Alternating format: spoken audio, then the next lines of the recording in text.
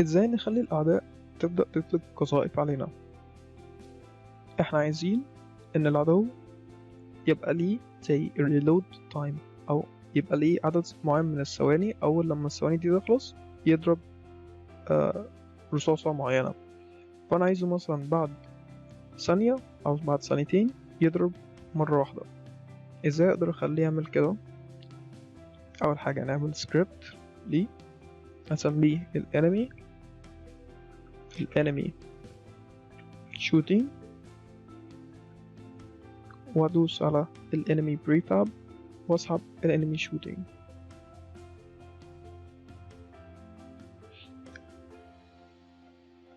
افتح الانمي shooting وابتدي افكر انا محتاج ايه عشان اعمل السكريبت. اول حاجة مش هحتاج الاتنين using tags، وهحتاج حاجة معينة. انا اول حاجة هحتاجها هتبقى متغير اخليه float اللي هنشيل فيه امتى اللاعب مفروض يضرب وامتى المفروض ما يضربش، فانا هخليه اسمه الكول داون. تاني حاجة احنا محتاجينها عشان نخليه يضرب، فاحنا محتاجين البولت اللي هيضربها، فانا عايز اعملها جيم اوبجكت واسميها البولت.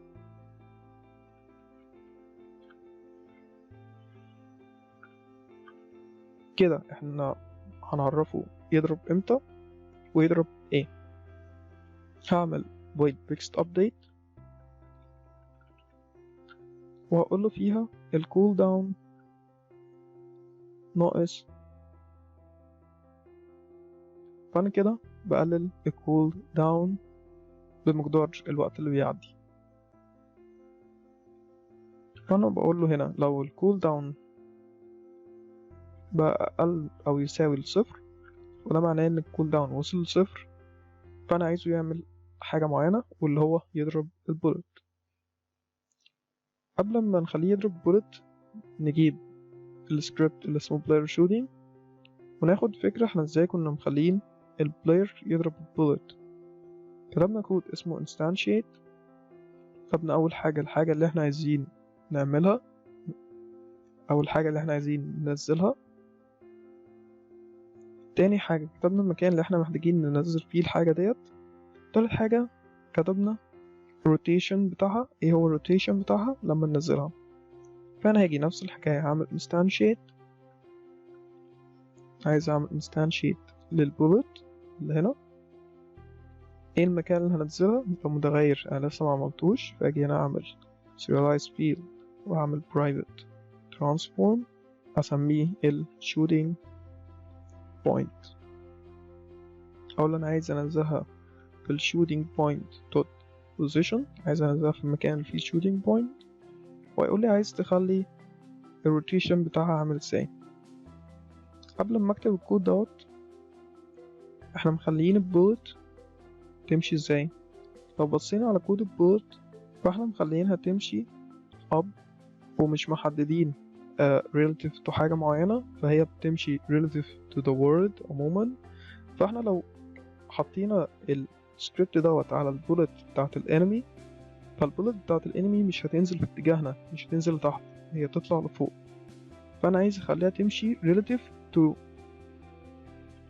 في نفسها، على اساس ان ان الانمي لو ضرب رصاصة مش تطلع تهاجمه هو، لا تيجي ناحيتنا احنا لتحت وتهاجمنا احنا.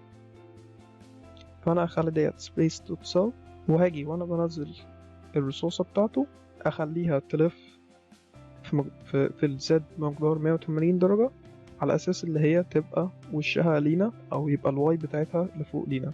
هنشوف الكلام ده شكله هيبقى عامل ازاي في يونيتي لما نخلص الكود. فانا عايزه ينزلها لفة في مقدار الزد 180 درجة.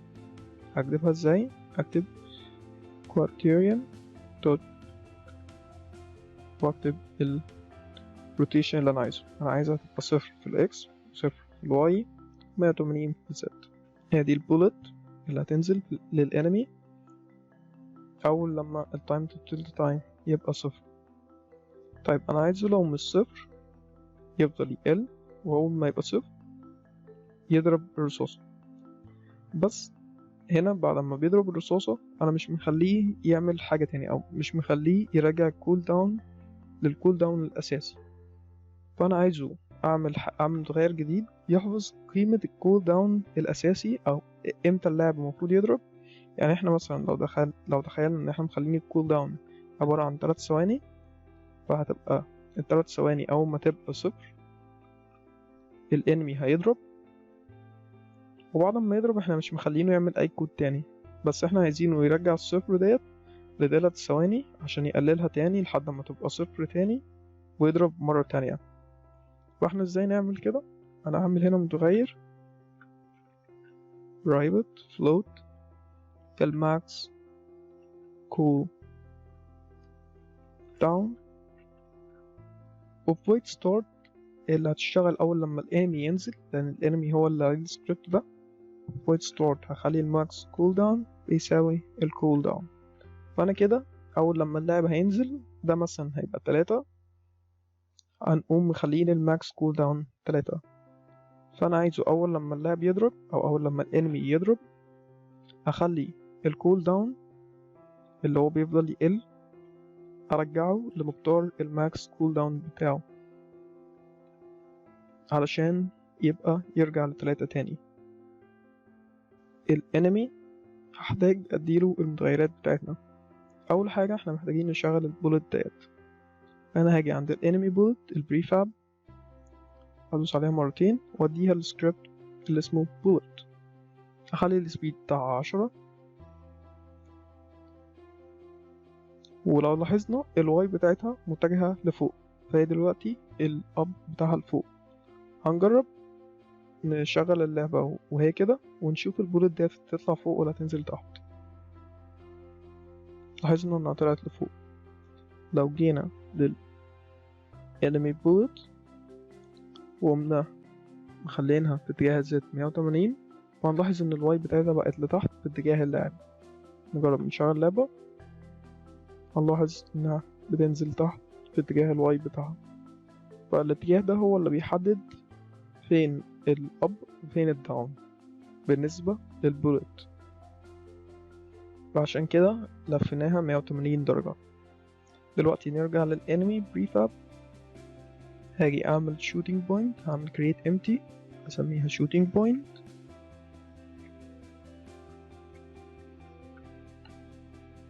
ادوس على الانمي، ادي للمتغير اللي اسمه shooting point اديله shooting point اللي انا عملتها. دلوقتي احنا عايزين البولت نفسها، فهاجي في البروجكت وانا اعمل بريفاب للانمي بولت هديله هنا واخلي الكول داون 3. اخرج من البريفاب اشوف الانمي على ان المتغيرات اتغيرت. اشغل اللعبة الاحظ ان الانمي الكول داون بتاعه بيقل، وكل ما بيقل بيضرب رصاصة جديدة.